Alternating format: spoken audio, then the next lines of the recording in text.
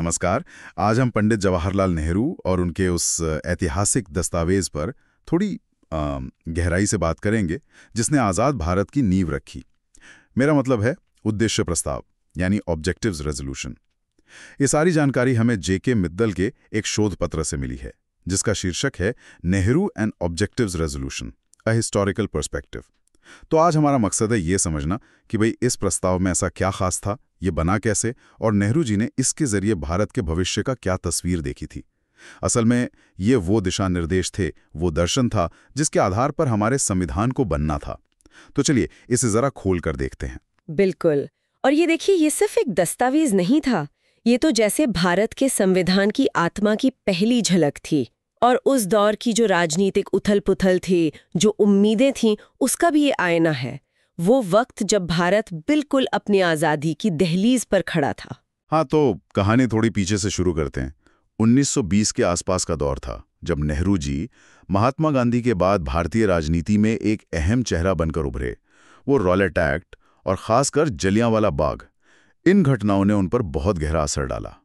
फिर गांधी जी के प्रभाव में वो आए और 1921 में सविनय अवज्ञा आंदोलन में हिस्सा लिया। पहली बार जेल भी गए। हाँ, और दिलचस्प बात यह है, जैसा मित्तल भी बताते हैं, कि शुरू में नेहरू जी पूरी तरह गांधी जी के सत्य, अहिंसा और नैतिक विचारों से प्रभावित थे। लेकिन फिर 1923 में जब वो जेल से रिहा हुए तो उनकी अपनी एक स्वतंत्र सोच भी बनने लगी। वो संगठित धर्म की आलोचना भी करते थे, मानते थे कि ये प्रगति में रुकावट है। सही कहा। और उसी दौर में देखिए, कांग्रेस का लक्ष्य शुरू में डोमिनियन स्टेटस था, मतलब ब्रिटिश साम्राज्य के अंदर ही स्वशासन। लेकिन नेहरू और जो युवा नेता थे वो इसके सख्त खिलाफ थे। उन्हें चाहिए थी पूर्ण स्वतंत्रता। और इसी सिलसिले में 1929 का लाहौर कांग्रेस अधिवेशन हुआ। वो एक मील का पत्थर था। नेहरू जी अध्यक्ष थे और वहीं पूर्ण स्वराज यानी कंप्लीट इंडिपेंडेंस को कांग्रेस का लक्ष्य घोषित किया गया। वो 31 दिसंबर 1929 की आधी रात, रावी नदी का तट, बड़ा ऐतिहासिक पल था वो। बिल्कुल। और यहाँ नेहरू की सोच साफ दिखती है।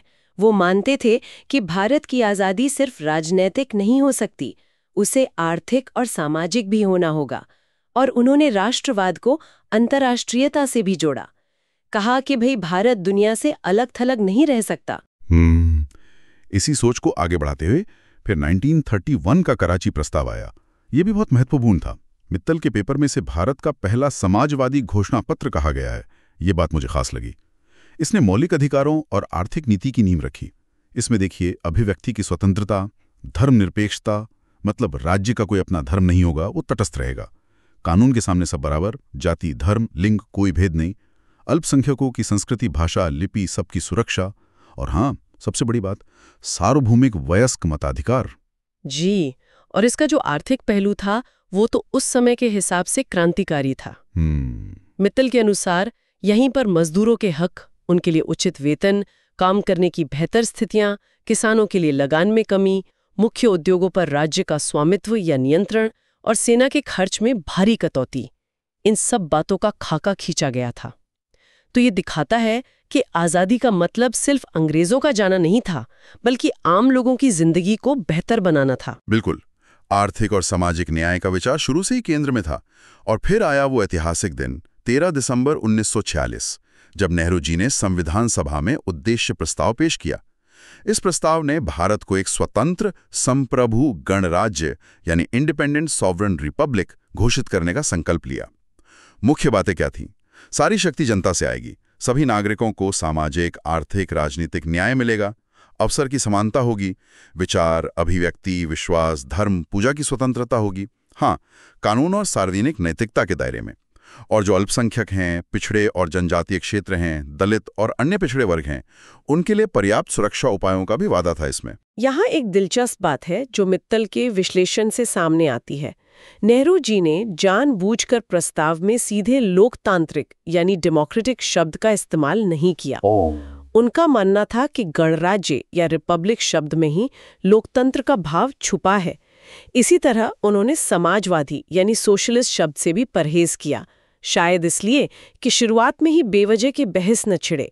लेकिन उन्होंने ये साफ कहा कि प्रस्ताव का जो सार है, जो कंटेंट है, वो आर्थिक लोकतंत्र और समाजवाद की दिशा में ही है। ये दिलचस्प है कि शब्दों का चुनाव भी कितना सोच समझ कर किया गया था।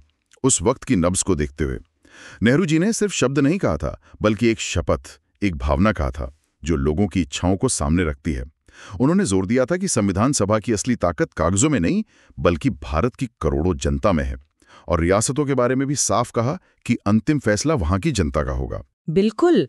और इस प्रस्ताव पर संविधान सभा में पूरे 8 दिन बहस चली, गहन विचार विमर्श हुआ और आखिरकार 22 जनवरी 1947 को इसे सर्वसम्मति से अपना लिया गया। इसी ने हमारे भविष्य के संविधान के लिए मार्गदर्शक सिद्धांत तय किए, उसका दर्शन तय किया। तो कह सकते हैं कि ये उद्देश्य प्रस्ताव महज एक शुरुआत थी, लेकिन एक ऐसी शुरुआत जिसने स्वतंत्र भारत के बुनियादी मूल्यों की दिशा बिल्कुल साफ कर दी। लोकतंत्र, धर्मनिरपेक्षता, सामाजिक न्याय और समानता। हाँ, और जैसा कि स्रोत बताते हैं, बाद में यही प्रस्ताव थोड़े बदलावों के साथ हमारे संविधान की प्रस्तावना यानी प्रीएम्बल बना। इसने सिर्फ भारत के शासन का ढांचा ही तय नहीं किया, बल्कि दुनिया में भारत की भूमिका की भी एक कल्पना पेश की। एक ऐसा देश जो विश्व शांति और मानव कल्याण में अपना योगदान देगा। तो यहाँ सोचने वाली बात ये रह जाती है कि जिन मूल्यों और आकांक्षाओं को नेहरू जी ने लगभग 80 साल पहले इन दस्तावेजों में रखा था, वो आज के भारत के लिए कितने प्रासंगिक हैं और हम उन्हें जमीनी हकीकत में बदलने में कितने कामयाब हुए हैं। ये वो सवाल है जो हमें मित्तल जैसे शोध पत्रों और इन ऐतिहासिक दस्तावेजों के अध्ययन से मिलता है। इस पर सोचना जरूरी है।